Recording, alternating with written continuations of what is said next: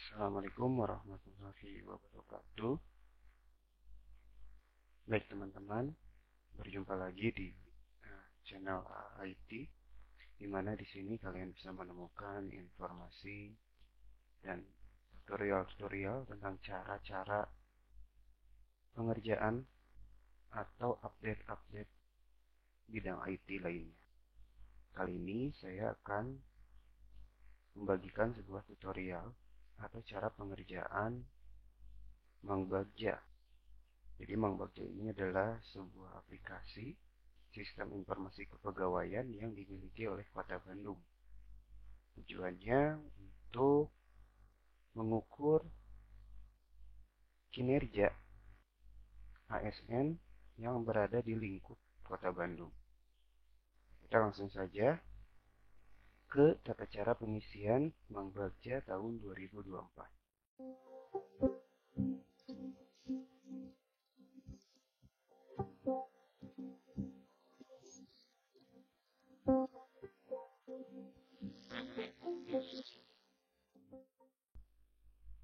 Baik, teman-teman rekan guru semua. Jadi setelah kita berhasil masuk ke portal gercepasikbandung.go.id ini, langkah selanjutnya adalah kita memastikan bahwa pada Mangbagja ini sudah terdapat 2024 atau tahun terbaru. Ya, kemungkinan di tahun-tahun depan juga ini masih sama jika aplikasi ini masih beroperasi. Mungkin bedanya itu adalah rubrik-rubrik atau matriksnya saja. Seperti tahun ini ada sedikit perbedaan pada matriksnya. Nah, setelah kita set di 2024, kita tinggal klik masuk ke aplikasi. Oke. Sebelum melanjutkan, saya mau ingatkan dulu nih kepada teman-teman guru semua. Jadi di sini ada beberapa step to step dalam pengerjaan SKP guru. Ada 3 langkah, termasuk mungkin catatannya itu adalah pastikan, ya saya tambahkan di sini.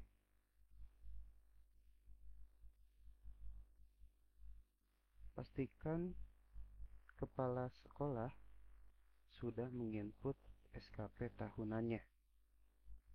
Nah, kenapa? Karena banyak kejadian pada kinerja tahunannya itu tidak muncul karena kepala sekolahnya belum menginput SKP tahunan.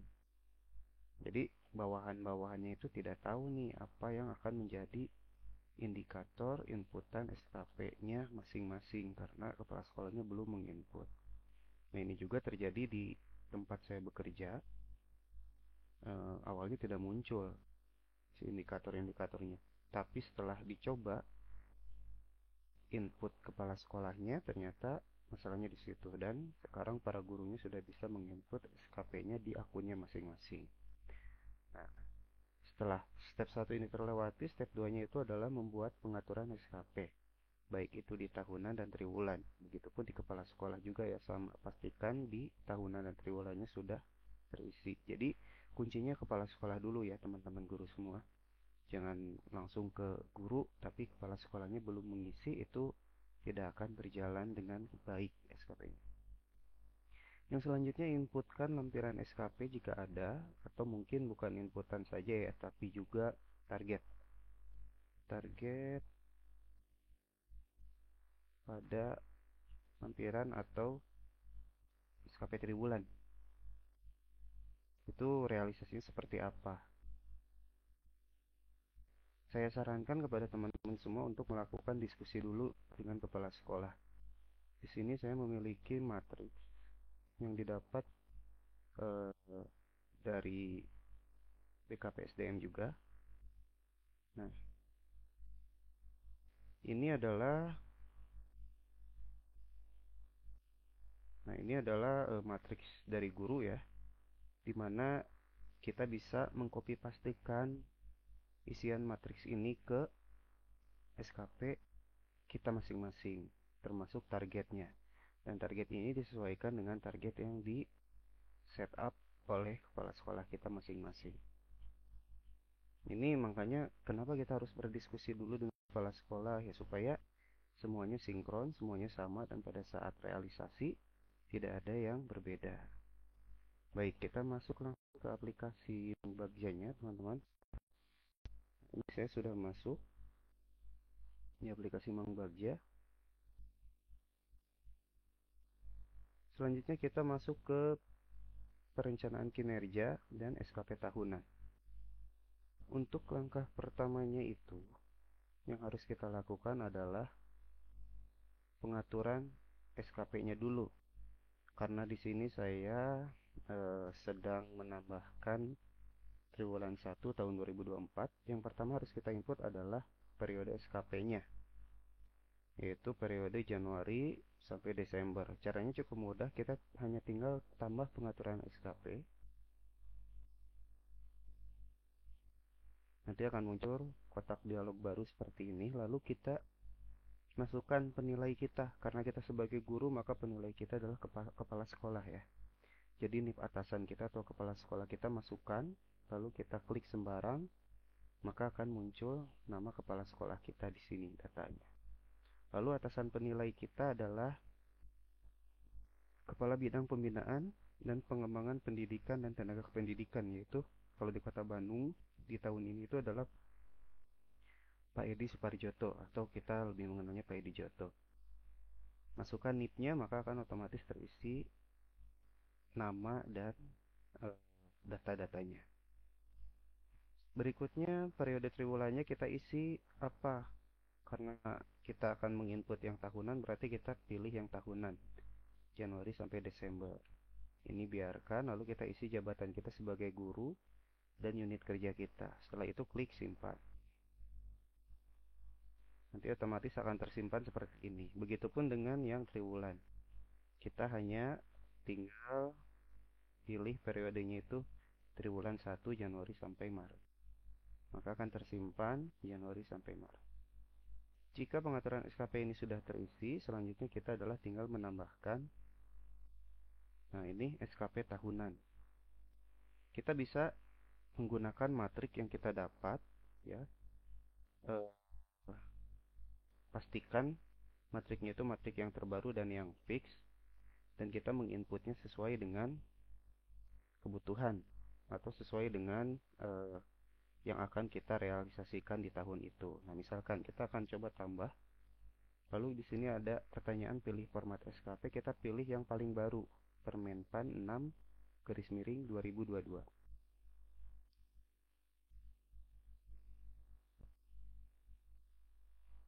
Nah, nanti akan muncul kotak dialog baru yang jika kita pilih sasaran strategisnya itu adalah ada beberapa pilihan.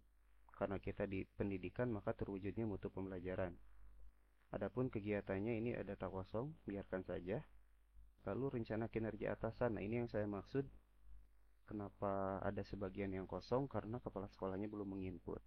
Tapi kalau kepala sekolah kita sudah menginput, maka pilihan pada rencana kinerja atasan ini akan terisi, akan muncul pilihannya. Di sini ada beberapa pilihan seperti program monitoring, program kerja tahunan, dan sebagainya. Ini disesuaikan dengan matriks. Kita coba lihat matriks biar teman-teman semua paham ya. Nah, di sini kita lihat di kolom B, rencana kinerja atasan, langsung yang diintervensi. Di sini tertulis program kerja tahunan sekolah jenjang SMP. Lalu kita cek di sininya pada SKP. Berarti rencana kinerja atasannya kita pilih program kerja tahunan sekolah jenjang SMP. Kenapa harus itu? Karena kita lihat lagi di matriksnya. Matriks program kerja tahunan sekolah jenjang SMP ini memuat seluruh rencana kinerja yang ada pada SKP guru. Termasuk di sini ada manajemen pembelajaran, kegiatan diklat, kegiatan kolektif guru, melaksanakan kegiatan pengembangan diri, melaksanakan pendampingan kegiatan kesiswaan, dan pengawasan asesmen. Ini harus didiskusikan dulu dengan atasan, yang mana yang akan diinput. Kalau saya bersama rekan-rekan saya sudah berdiskusi dengan atasan bahwa yang akan kita input sesuai dengan yang kita programkan di tahun ini adalah manajemen pembelajaran, kegiatan diklat, kegiatan kolektif guru, dan pengawasan asesmen. Oke, karena kita rata-rata di tempat kita itu P3K, jadi untuk karya tulis dan lain-lain ya yang kita kuningi ini tidak kita masukkan di program sekolah setelah diskusi dengan kepala sekolah. Baik, kita lanjut lagi. Mudah-mudahan paham ya teman-teman semua. Jadi di sini program kerja tahunan, lalu kita masukkan nanti di sini ada rencana kinerja, indikator, dan targetnya. Kita masuk lagi ke sini. Di sininya kita pilih program kerja tadi sesuai dengan yang kuning ini ya, di rencana kinerja atasan. Yang selanjutnya adalah rencana kinerja. Nah, ini rencana kinerja kita masukkan yang poin nomor kolom 3 ini. Ini tinggal copy paste. Aspeknya ini kuantitas atau kualitas di sini ada nih. Kita bebas mau pilih kuantitas atau kualitas. Kalau kuantitas itu biasanya jumlah ya, tapi kalau kualitas itu biasanya persentase. Sini saya akan memilih kuantitas. Lalu di sini target laporannya 4 ya, dalam 1 tahun. 4 berupa laporan. Targetnya laporan. Pilih. Adapun untuk indikatornya itu kita masukkan yang ini, indikator kinerja individu, kolom 5. Kopikan ke sini. Jika sudah, kita tinggal klik simpan. Maka akan muncul seperti poin 1 yang di sini. Nah, ini sudah muncul dan seterusnya teman-teman semua tinggal input di poin 2, 3, dan 4 sesuai dengan diskusi dengan kepala sekolah. Rencana kinerja mana yang akan dimasukkan oleh teman-teman semua. Nah, ini jika sudah SKP tahunan jangan dulu ditutup ya, karena ini ditutup di akhir tahun. Selanjutnya kita masukkan ke perencanaan SKP triwulan. Nah, di sini saya juga sudah selesai menginput. Jadi setelah diskusi, berdasarkan diskusi itu, sini saya punya rencana kinerja tahunan itu sebanyak 4 buah. Manajemen pembelajaran, di sini 1 laporan, kegiatan diklat 1 laporan, dan seterusnya 1 laporan. Kenapa 1 laporan?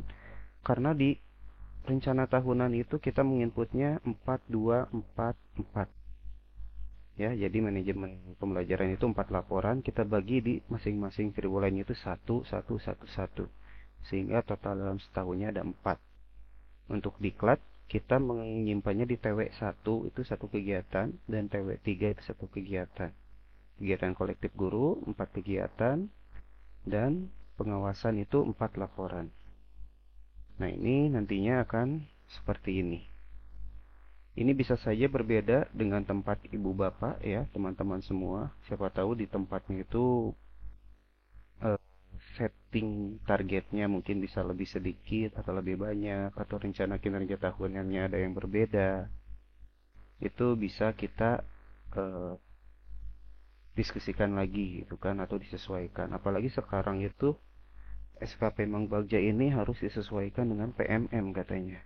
Ya, makanya ketika ada perubahan atau perbaikan mungkin ketidaksesuaian ini bisa kita perbaiki di depan, ke depannya. Ya, begitu barangkali nanti untuk pada saat pelaksanaannya itu kita tinggal menginputkan targetnya ya, tapi nanti belum saatnya untuk setup atau setting di awal itu kurang lebih seperti ini. Nah, kita kembali lagi poin yang tadi. Yang pertama adalah kita pastikan bahwa kepala sekolah sudah mengisi baik itu SKP tahunan, pengaturan SKP, dan SKP triwulannya. Yang kedua adalah setelah kepala sekolah mengisi, baru kita yang mengisi SKP tahunan, pengaturan SKP, dan triwulannya. Disesuaikan targetnya dengan diskusi kepala sekolah, termasuk rencana kinerja triwulannya juga disesuaikan dengan diskusi. Baik, itu mungkin teman-teman yang bisa saya sharekan. Mudah-mudahan dapat dipahami dan mudah-mudahan bisa menjadi titik terang kita dalam pengisian SKP triwulan. Demikian, sampai jumpa. Jangan lupa untuk dukung channel ini terus berkembang dengan cara like, komen, dan subscribe. Assalamualaikum warahmatullahi wabarakatuh.